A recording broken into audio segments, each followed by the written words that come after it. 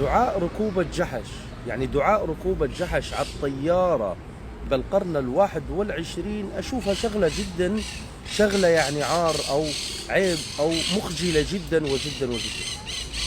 يعني أنت قبل مثلا أمك تدعي لك، قبل ما زوجتك تدعي لك وتسافر، تريد تروح تسافر على مكان بعيد بالسيارة أو بالطيارة، افحص البواجي،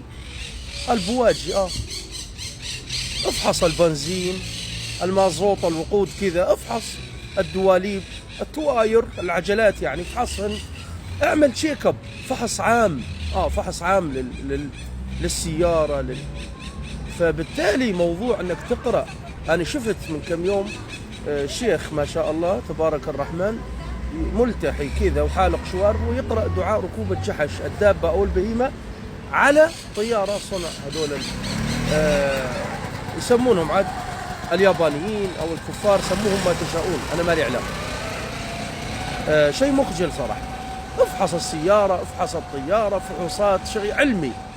اما دعاء امك اذا التواير خربانة ولا ما فحصت السيارة وامك دعت لك، ما يلاقون اثمك مشروم، حتى كلاشك او صرمايتك يلاقونها مقطعة، الصرماية الكندرة مقطعة من سوء الحادث وكبره، لان الموضوع ما موضوع دعاء وكذا.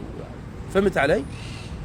فانا اقول افحص التواير، افحص الدواليب، اعمل تشيك اب يا يوبا، وبعدين خليها عاد تدعي لك الله يوفقها.